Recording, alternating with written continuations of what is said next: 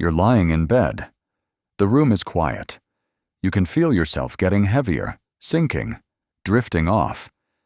And then, out of nowhere, your whole body jerks, like you just missed a step on a staircase that wasn't there. Your heart is pounding. And just like that, you're wide awake again. If that's happened to you, you're not broken, and you're definitely not alone. Around 7 out of 10 people feel this, but here's the part nobody tells you. That jolt isn't random. It's a survival instinct millions of years old, one that, for a split second, genuinely believes you're falling out of a tree. This is the story of the hypnic jerk, a glitch at the exact border between being awake and being asleep. Something almost everyone has felt, and almost no one can explain. And to understand why it happens, you first have to understand what's actually going on the moment you fall asleep. Because most people think falling asleep is like flipping a switch. It's not. Falling asleep isn't a switch you flip. It's a handover.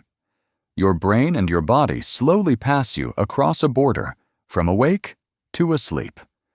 And here's the strange thing. Your brain and your body don't always cross that border at the exact same time. Usually, the handover is smooth. But sometimes, the wires cross. Your body starts shutting down while a part of your brain is still switched on and watching. And that's the gap where everything goes wrong. Quick thing, this is our very first case, and we spent days digging into it to get it right. If that's worth anything to you, hit subscribe. That's the only payment we ask for. Now, back to your brain. As you start to fall asleep, your body begins to power down. Your muscles go loose. Your breathing slows. Your heart rate drops. Your temperature falls. Everything is quietly switching off for the night. But that one part of your brain? Still awake. Still monitoring your body, like a night guard doing one last round. And that night guard is about to make a mistake. A big one. Because when your muscles suddenly go slack, it reads that signal completely wrong. Here's the moment it happens. Your muscles relax so fast that the alert part of your brain misinterprets it. It doesn't think, "We're relaxing." It thinks something has gone very wrong. It reads that sudden loss of tension as one thing, falling. And so it does the only thing it knows how to do in an emergency. It fires a signal, now, to snap your muscles back to life and catch you. That jolt that yanks you awake? That's your brain trying to save your life from a fall that was never going to happen. Which raises the real question. Why is your brain so terrified of falling in the first place? For that answer, we have to go back.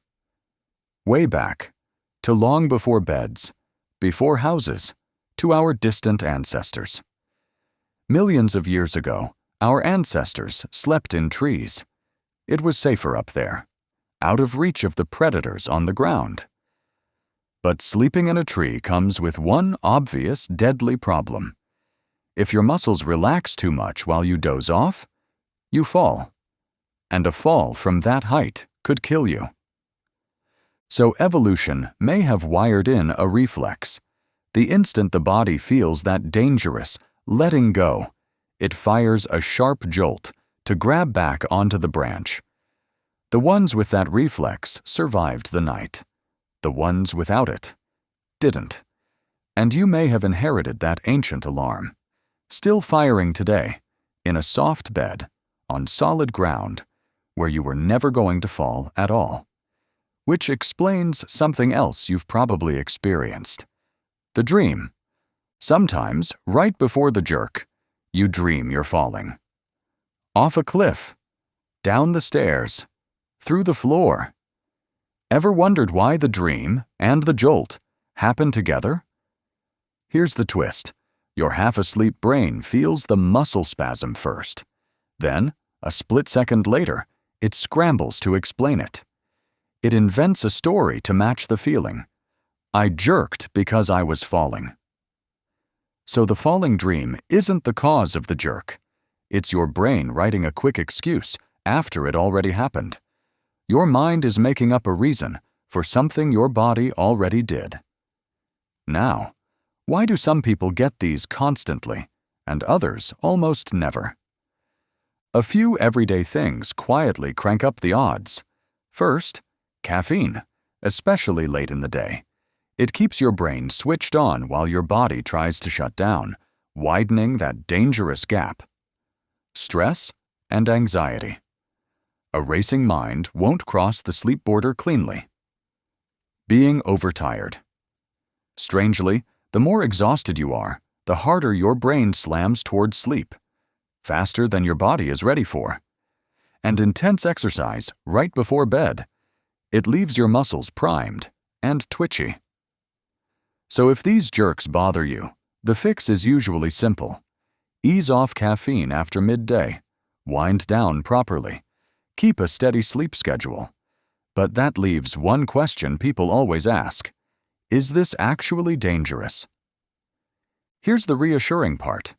Hypnic jerks are completely normal. They're harmless. They are not a disorder. They are not a warning sign that something is wrong with your brain. They're just an occasional hiccup in one of the most complicated things your body does every single night, switching itself off. But a harmless glitch like this is only the beginning of the strange things that happen at that border between waking and sleep. Because if your brain can convince you you're falling out of a tree that isn't there, then imagine what happens during sleep paralysis, when your body wakes up but stays completely frozen, when you're awake, aware, and unable to move a muscle. That's a case for another file. So the next time your body yanks you awake right as you're drifting off, don't be annoyed by it. That's a million-year-old survival reflex, still on duty, still watching your back, still ready to catch you from a fall that will never come. That's this case closed. If you learned something, the only thing we ask in return is one click. Subscribe, and we'll see you at the next file.